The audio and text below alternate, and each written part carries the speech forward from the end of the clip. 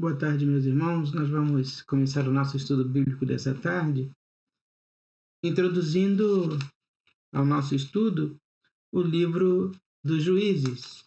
Então, nós leremos no livro dos Juízes a partir do capítulo 1, a partir do versículo 1 até o versículo 35. Juízes, versículo 36, me perdoem. Juízes, capítulo 1, do versículo 1 até o versículo 36, a palavra do Senhor diz assim: Depois da morte de Josué, os filhos de Israel consultaram o Senhor, dizendo: Quem dentre nós primeiro subirá aos cananeus para pelejar contra eles? Respondeu o Senhor: Judá subirá.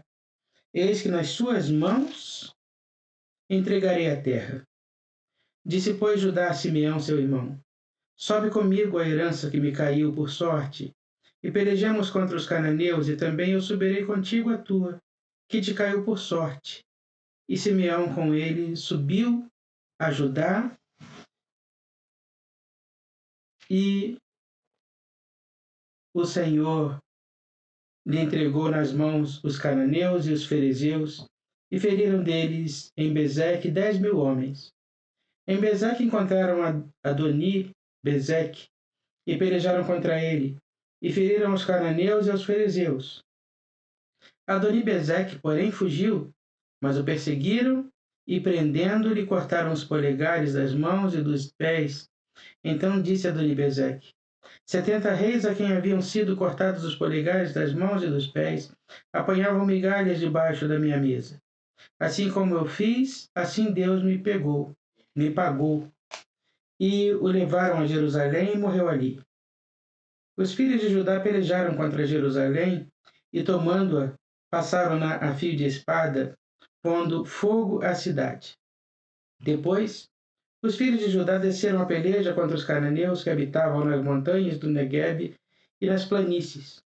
Partiu Judá contra os cananeus que habitavam em Hebrom, cujo nome outrora era Kiriat Arba, e Judá feriu a Sesai, a Imã e a Talmai. Dali partiu contra os moradores de Debir, e era dantes o nome de Debir Kiriat Sefer. Disse Calebe: A quem derrotar Kiriat Sefer e a tomar, darei minha filha Axa por mulher. Tomou-a, pois, Otiniel, filho de Kenaz, o irmão de Calebe, mais novo do que ele, e Calebe lhe deu sua filha Axar por mulher. Esta, quando se foi a ele, insistiu com ele para que pedisse um campo ao pai dela. E ela apeou do jumento. Então Calebe lhe perguntou: Que desejas? Respondeu ela: Dá-me um presente. Deste-me desta terra seca, dá-me também fontes da água. Então Calebe lhe deu as fontes superiores e as fontes inferiores. Os filhos do Queneu, sogro de Moisés, subiram com os filhos de Judá, da cidade das palmeiras ao deserto de Judá, que está ao sul de Arade. Porém foram e habitaram com este povo. Foi-se, pois, Judá com Simeão, seu irmão, e feriram aos cananeus que habitavam em Zefate, e totalmente a destruíram. Por isso lhe chamaram Orma. Tomou ainda Judá a Gaza, a Asquelon e a Ecrom com os seus respectivos territórios. Esteve o Senhor com Judá, e este despovoou as montanhas. Porém não expulsou os moradores do vale, porquanto tinham carros de ferro. E como Moisés o dissera, deram Hebrom a Calebe, e este expulsou dali os 3 filhos de Anak. Porém, os filhos de Benjamim não expulsaram os jebuseus que habitavam em Jerusalém. Antes, os jebuseus habitam com os filhos de Benjamim em Jerusalém até ao dia de hoje. Subiu também a casa de José contra Betel, e o Senhor era com eles. A casa de José enviou homens a espiar Betel, cujo nome dantes era Luz. Vendo os espias um homem que saía da cidade, lhe disseram: Mostra-nos a entrada da cidade, e usaremos de misericórdia para contigo. Mostrando-lhes a entrada da cidade, feriram a cidade a fio de espada. Porém aquele homem e toda a sua família deixaram ir. Então se foi ele à terra dos heteus, e edificou uma cidade e lhe chamou Luz. Este é o seu nome até o dia de hoje. Manassés não expulsou os habitantes de Bet-Sean, nem os de Tanak, nem os de Dor, nem os de Ibleão, nem os de Megido, todas as suas respectivas aldeias, pelo que os cananeus lograram permanecer na mesma terra. Quando, porém, Israel se tornou mais forte, sujeitou os cananeus a trabalhos forçados e não os expulsou de todo. Efraim não expulsou os cananeus habitantes de Gezer. Antes continuaram com ele em Gezer. Zebulon não expulsou os habitantes de Quitron, nem os de Naalol, porém os cananeus continuaram com ele, sujeitos a trabalhos forçados. Azer não expulsou os habitantes de Aco, nem os de Sidom, nem os de Alabe, nem os de Aquzibe, os de Elba, os de Afeca e os de Reob. Porém, os azeritas continuaram no meio dos cananeus que habitavam na terra, porquanto não expulsaram. Naftali não expulsou os habitantes de Bet-Semes, nem os de Bet-Anate, mas continuou no meio dos cananeus que habitavam na terra. Porém, os de Bet-Semes e de Bet-Anate lhe foram sujeitos a trabalhos forçados. Os amorreus arredaram os filhos de Dan até as montanhas e não os deixaram descer ao vale. Porém, os amorreus lograram habitar nas montanhas de Eres, em Aijalon e em Saalabim. Contudo, a mão da casa de José prevaleceu e foram sujeitos a trabalhos forçados. O limite dos amorreus foi desde a subida de Acrabim e desde Sela para cima. Meus irmãos, a palavra do Senhor nos mostra e chama a nossa atenção nessa introdução que fazemos do livro dos Juízes sobre as tarefas inacabadas, né? Eu gostaria que nós pensássemos um pouquinho, começássemos hoje o dia pensando nas tarefas inacabadas. Quantas tarefas nós começamos e não terminamos? Quantas coisas nós iniciamos e não concluímos? Quantos projetos nós começamos e deixamos pelo caminho? Isso na nossa vida, na igreja, na obra do Senhor. Nós, às vezes, começamos uma tarefa com maior entusiasmo, já visualizando lá no final como será o desfecho, como será a conclusão daquela obra que nós iniciamos. E no meio do caminho nós começamos a desanimar, desviamos a nossa atenção para uma outra tarefa, talvez aquela que o outro esteja fazendo seja mais interessante do que a nossa, e aí nós não terminamos aquela e já começamos outra, e assim seguimos, deixando para trás tarefas inacabadas. A palavra do Senhor nos mostra que Israel, do período dos juízes, não foi o mesmo Israel do período de Josué, né? Israel não teve a mesma postura, né, que teve com Josué à sua frente, à sua liderança. Israel, no livro dos Juízes, destaca-se pelo fato de não ter concluído uma tarefa. Qual foi a tarefa? Em chegando na Terra Prometida, qual foi a ordem que Deus deu a eles? Que chegando lá, que eles expulsassem os moradores da terra para que eles pudessem habitar. E chegando lá, Israel não expulsou os cananeus. Israel não expulsou os cananeus.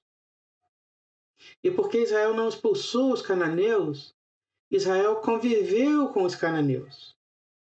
E porque Israel conviveu com os cananeus, Israel começou a comportar-se exatamente igual aos cananeus, a ter o mesmo comportamento que tinham os cananeus, a mesma postura que tinham os cananeus. Talvez Israel pudesse justificar ali, olha, nós sujeitamos, fizemos dos cananeus nossos escravos, fizemos dos cananeus trabalhar para nós, mas de qualquer forma eles começaram a absorver a cultura dos cananeus. Quando Deus disse expulsem, Deus sabia exatamente como era o coração de Israel. Deus sabia que Israel se inclinava e que Israel tendia a absorver aqueles comportamentos. Em resumo, meus irmãos, Israel desobedeceu a Deus. E desobedeceu a Deus porque não concluiu a tarefa que começou. Israel começou uma tarefa e não terminou essa tarefa. Meus irmãos, a palavra do Senhor nos diz: tudo quanto tiveres a mão para fazer, faze conforme as tuas forças. Antes de iniciar uma outra tarefa, seja na nossa casa, um novo projeto de vida, qualquer coisa, nós precisamos terminar aquilo que nós começamos. Antes de iniciar qualquer outro trabalho na nossa vida, nós precisamos terminar aquele que nós começamos. Saber terminar é tão importante quanto saber começar. Né? Saber concluir é tão importante quanto saber iniciar. Quando nós fazemos uma obra na nossa casa, o profissional mais exigido acaba sendo o pintor. Por quê? Aqueles que vieram antes, o pedreiro, o marceneiro, e todos esses, eles foram fazendo e se eles errassem, eles tinham a chance de corrigir. O pintor não, ele não pode errar. Porque de todos, o trabalho dele é o trabalho final, é aquele que vai aparecer. O dele precisa ficar perfeito. O dele precisa ficar impecável e muitas vezes o dele é que vai esconder as falhas do trabalho dos outros. Então, quando nós começamos uma tarefa, nós seguimos assim. Muitas vezes errando pelo caminho e tudo, mas lá no final precisa ficar impecável, precisa ficar bonito, precisa ficar perfeito, porque já não há mais chance de corrigir. Ali, aquela já é a apresentação final. Também no livro de Juízes, né, a palavra de Deus nos mostra aqui a longanimidade e a grandeza do amor de Deus, ou da paciência de Deus, como nós queiramos chamar, né? Porque nós temos uma sequência de erros, de pecados, de falhas, de comportamentos inconvenientes, do povo se afastando de Deus. Nós vamos ver ao longo da existência de Israel, em todo o tempo, essa sequência acontecendo. O povo peca, o povo erra, Deus permite que eles sejam punidos, que eles sejam levados por outros reinos, e aí o povo se arrepende, clama a Deus, Deus suscita um juiz e dá a eles libertação. Os juízes são homens que lideram Israel na batalha, são generais de guerra, alguns deles profetas também, né? Então, a partir de Jesus, a graça de Deus é estabelecida, mas o amor e a misericórdia de Deus estão presentes desde lá do Antigo Testamento, né? Deus seguiu sendo compassivo, sendo benigno, sendo bondoso para com o seu povo ao longo de toda a história. Ao longo de todo o tempo, Deus foi maravilhoso para com o seu povo. Ao longo de todo o tempo, Deus foi benigno para com o seu povo. Deus cuidou dos seus ao longo de todo o tempo. Deus cuida de nós, meus irmãos. E a nossa vida também é assim. Uma sequência de erros, de arrependimento, perdão e misericórdia. Nós erramos. Erramos porque somos humanos.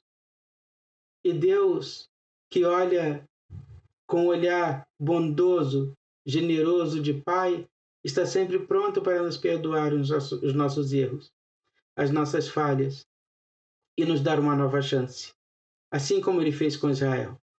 Deus está sempre nos dando uma nova chance. E é isso que nós vamos aprender na leitura do livro dos Juízes. Que Deus nos abençoe e que nós saibamos desfrutar a nova chance que Deus nos dá todos os dias. Que nós saibamos também, em todo o tempo, nós saibamos terminar as tarefas que nós começamos. Que Deus nos abençoe. Vamos orar. Nós te agradecemos, ó Deus, pela tua misericórdia. Te agradecemos, ó Deus, pela tua graça. Te agradecemos, ó Deus, pelo teu amor. Te agradecemos, ó Deus, pelo teu perdão.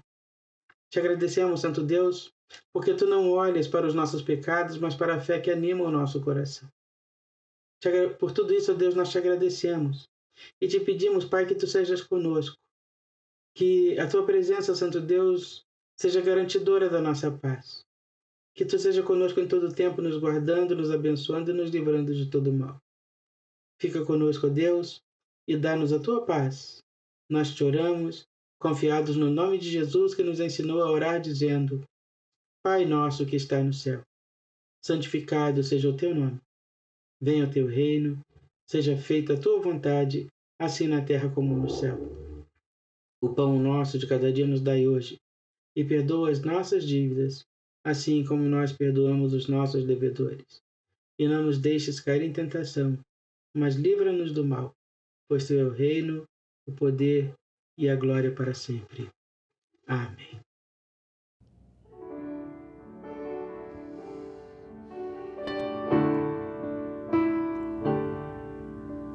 Ao único que é digno de receber a honra e a glória, a força e o poder, ao Rei eterno e imortal, invisível, mas real, a Ele ministramos o louvor.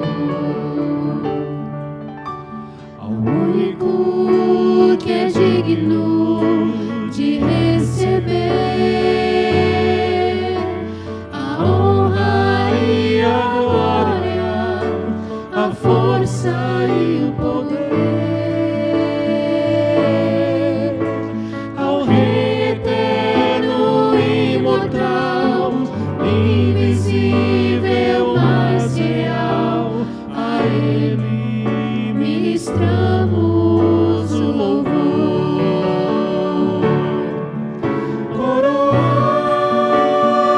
Coroamos a Ti, ó Rei Jesus, coroamos a Ti, ó Rei Jesus. Adoramos o teu nome, nos rendemos aos teus pés, consagramos todo o nosso ser a ti. Coroamos, coroamos a ti, ó Rei Jesus, coroamos a ti, ó Rei Jesus. Adoramos o teu nome, nos rendemos aos teus pés, consagramos todo o nosso ser a ti. Consagramos todo o nosso ser a ti. Consagramos todo